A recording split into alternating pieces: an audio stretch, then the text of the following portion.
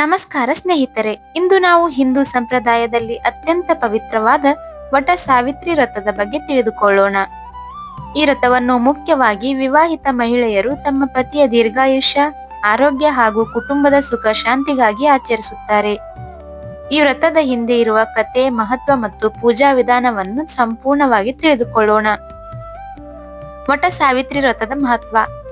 ವಟ ಎಂದರೆ ಆಲದ ಮರ. ಸಾವಿತ್ರಿ ಎಂದರೆ ತನ್ನ ಪತಿ ಸತ್ಯವಾನನ ಪ್ರಾಣವನ್ನೇ ಯಮನಿಂದ ಮರಳಿ ಪಡೆದ ಪತಿವ್ರತೆ. ಆಲದ ಮರವನ್ನು ಬ್ರಹ್ಮ, ವಿಷ್ಣು ಮತ್ತು ಮಹೇಶ್ವರರ ಸ್ವರೂಪ ಎಂದು ಪರಿಗಣಿಸಲಾಗುತ್ತದೆ. ಇದರ ಬೇರುಗಳಲ್ಲಿ ಬ್ರಹ್ಮ, ಕಾಂಡದಲ್ಲಿ ವಿಷ್ಣು ಮತ್ತು ಶಾಖೆಗಳಲ್ಲಿ ಶಿವನು ನೆಲೆಸಿದ್ದಾನೆ ಎಂಬ ನಂಬಿಕೆ ಇದೆ. ಈ ವ್ರತವನ್ನು ಭಕ್ತಿಯಿಂದ ಆಚರಿಸಿದರೆ ಪತಿಯ ಆಯಸ್ಸು ವೃದ್ಧಿಯಾಗುತ್ತದೆ, ದಾಂಪತ್ಯ ಜೀವನ ಸುಖಮಯವಾಗುತ್ತದೆ, ಕುಟುಂಬದಲ್ಲಿ ಶಾಂತಿ ಮತ್ತು ಸಮೃದ್ಧಿ ನೆಲೆಸುತ್ತದೆ, ಸಂತಾನ ಭಾಗ್ಯ ಹಾಗೂ ಆರೋಗ್ಯ ಲಭಿಸುತ್ತದೆ. ಸಾವಿತ್ರಿ ಸತ್ಯವಾನರ ಕಥೆ.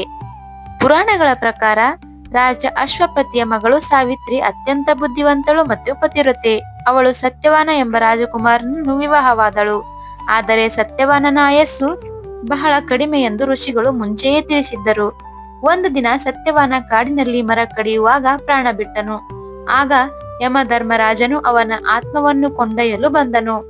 ಸಾವಿತ್ರಿ ಯಮನ ಹಿಂದೆ ಹಿಂದೆ ನಡೆದು ತನ್ನ ಭಕ್ತಿ, ಜ್ಞಾನ ಮತ್ತು ಧರ್ಮದ ಮಾತುಗಳಿಂದ ಯಮನನ್ನು ಸಂತೋಷಪಡಿಸಿದಳು. ಕೊನೆಗೆ ಯಮನು ವರಗಳನ್ನು ನೀಡಲು ಒಪ್ಪಿದನು. ತನ್ನ ಬುದ್ಧಿವಂತಿಕೆಯಿಂದ ಸಾವಿತ್ರಿ ಪತಿಯ ಜೀವವನ್ನೇ ಮರಳಿ ಪಡೆಯುವಂತೆ ವರವನ್ನು ಪಡೆದಳು. ಹೀಗೆ ಸಾವಿತ್ರಿಯ ಪತಿ ಭಕ್ತಿ ಮತ್ತು ಸಂಕಲ್ಪದಿಂದ ಸತ್ಯವಾನ ಮತ್ತೆ ಜೀವಂತನಾದನು. ಇದರಿಂದಲೇ ವಟ ಸಾವಿತ್ರಿ ವ್ರತದ ಆಚರಣೆ ಆರಂಭವಾಯಿತು. ವಟ ಸಾವಿತ್ರಿ ವ್ರತ ಮಾಡುವ ವಿಧಾನ. ಬೆಳಿಗ್ಗೆ ಬ್ರಹ್ಮ ಮುಹೂರ್ತದಲ್ಲಿ ಎದ್ದು ಸ್ನಾನ ಮಾಡಬೇಕು. ಸ್ವಚ್ಛವಾದ ಬಟ್ಟೆ ಧರಿಸಬೇಕು. ವಿವಾಹಿತ ಮಹಿಳೆಯರು ಮಂಗಳಸೂತ್ರ, ಕುಂಕುಮ, ಬಳೆ ಮೊದಲಾದ ಸೌಭಾಗ್ಯದ ಚಿಹ್ನೆಗಳನ್ನು ಧರಿಸಬೇಕು. ಉಪವಾಸ ಅಥವಾ ಫಲಾಹಾರ ಸಂಕಲ್ಪ ಮಾಡಬೇಕು. ಪೂಜಾ ಸಾಮಗ್ರಿಗಳು: ಅರಿಶಿಣ, ಕುಂಕುಮ, ಹೂವುಗಳು, ಅಕ್ಷತೆ, ದೀಪ, ಹಣ್ಣುಗಳು, ತೆಂಗಿನಕಾಯಿ, ಬಾಳೆಹಣ್ಣು, ನೈವೇದ್ಯ, ಹತ್ತಿಯ ದಾರ, ನೀರಿನ ಕಳಶ, ಸಾವಿತ್ರಿ ಸತ್ಯವಾನರ ಚಿತ್ರ. ನಿಮ್ಮಲ್ಲಿ ಇದ್ದರೆ ಮಾತ್ರ ಸಾವಿತ್ರಿ ಸತ್ಯವಾನರ ಫೋಟೋ ಬಳಸಬಹುದು. ಪೂಜೆಯ ಆರಂಭದಲ್ಲಿ ಕೈಯಲ್ಲಿ ನೀರು, ಅಕ್ಷತೆ ಮತ್ತು ಹೂವನ್ನು ಹಿಡಿದು ಹೀಗೆ ಸಂಕಲ್ಪ ಮಾಡಬೇಕು: ನನ್ನ ಪತಿಯ ದೀರ್ಘಾಯುಷ್ಯ, ಆರೋಗ್ಯ, ಕುಟುಂಬದ ಸುಖ ಶಾಂತಿ ಹಾಗೂ ದೇವರ ಕೃಪೆಗಾಗಿ ವಟ ಸಾವಿತ್ರಿ ವ್ರತವನ್ನು ಆಚರಿಸುತ್ತಿದ್ದೇನೆ. ಆಲದ ಮರದ ಪೂಜೆ. ಆಲದ ಮರದ ಬಳಿಗೆ ಹೋಗಿ ಮರಕ್ಕೆ ನೀರು ಅರ್ಪಿಸಬೇಕು. ಅರಿಶಿನ ಮತ್ತು ಕುಂಕುಮ ಹಚ್ಚಬೇಕು. ಹೂಗಳನ್ನು ಸಮರ್ಪಿಸಬೇಕು. ದೀಪ ಹಚ್ಚಬೇಕು. ನಂತರ ಮರವನ್ನು ದೇವರ ಸ್ವರೂಪವೆಂದು ಭಾವಿಸಿ ನಮಸ್ಕರಿಸಬೇಕು. ದಾರ ಸುತ್ತುವ ವಿಧಾನ. ಹತ್ತಿಯ ದಾರವನ್ನು ತೆಗೆದುಕೊಂಡು ಆಲದ ಮರದ ಸುತ್ತ ಪ್ರದಕ್ಷಿಣೆ ಹಾಕಬೇಕು. ಸಾಮಾನ್ಯವಾಗಿ 7 ಬಾರಿ, 9 ಬಾರಿ ಅಥವಾ 108 ಬಾರಿ ಕೂಡ ಸ್ಥಳೀಯ ಸಂಪ್ರದಾಯದ ಪ್ರಕಾರ ಸುತ್ತಬಹುದು. ಪ್ರತಿ ಪ್ರದಕ್ಷಿಣೆಯ ಸಮಯದಲ್ಲಿ ಓಂ ನಮೋ ಭಗವತೆ ವಾಸುದೇವಾಯ ಅಥವಾ ಓಂ ಸಾವಿತ್ರೈ ನಮಃ ಎಂದು ಜಪಿಸಬಹುದು. ಕತೆ ಕೇಳುವುದು. ಪೂಜೆಯ ನಂತರ ಸಾವಿತ್ರಿ ಸತ್ಯವಾನರ ಕಥೆಯನ್ನು ಓದಬೇಕು ಅಥವಾ ಕೇಳಬೇಕು. ಕತೆ ಕೇಳದೆ ವ್ರತ ಪೂರ್ಣವಾಗುವುದಿಲ್ಲ ಎಂಬ ನಂಬಿಕೆ ಇದೆ.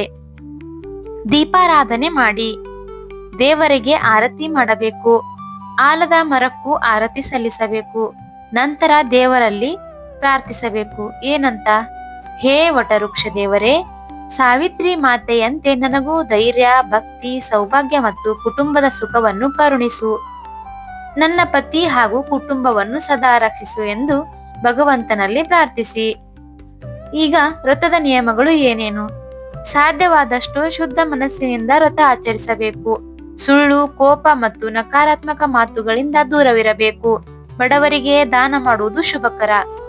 ಪೂಜೆಯ ನಂತರ ಮರೆಯದೆ ಪ್ರಸಾದವನ್ನು ಹಂಚಬೇಕು. ಸ್ನೇಹಿತರೆ, ವಟ ಸಾವಿತ್ರಿ ವ್ರತವು ಕೇವಲ ಒಂದು ಆಚರಣೆಯಲ್ಲ. ಇದು ಭಕ್ತಿ, ಧೈರ್ಯ, ಪ್ರೀತಿ ಮತ್ತು ಸಂಕಲ್ಪದ ಪ್ರತೀಕವಾಗಿದೆ. ಸಾವಿತ್ರಿಯಂತೆ ಜೀವನದ ಕಷ್ಟಗಳ ಎದುರು ನಿಲ್ಲುವ ಶಕ್ತಿ ಮತ್ತು ಕುಟುಂಬದ ಮೇಲಿನ ನಿಷ್ಠೆಯನ್ನು ಈ ವ್ರತ ನಿಮಗೆ ಕಲಿಸುತ್ತದೆ. ಭಕ್ತಿ ಇದ್ದರೆ ವಿಧಿಯನ್ನು ಬದಲಾಯಿಸಬಹುದು ಎಂಬ ಸಂದೇಶವನ್ನು ಸಾವಿತ್ರಿಯ ಜೀವನ ನಮಗೆ ನೀಡುತ್ತದೆ. ಧನ್ಯವಾದಗಳು. ಓಂ ಸಾವಿತ್ರೇ ನಮಃ. ಓಂ ವಟವೃಕ್ಷಾಯ ನಮಃ. ಮುಂದಿನ ವಿಡಿಯೋದಲ್ಲಿ ಸಿಗೋಣ.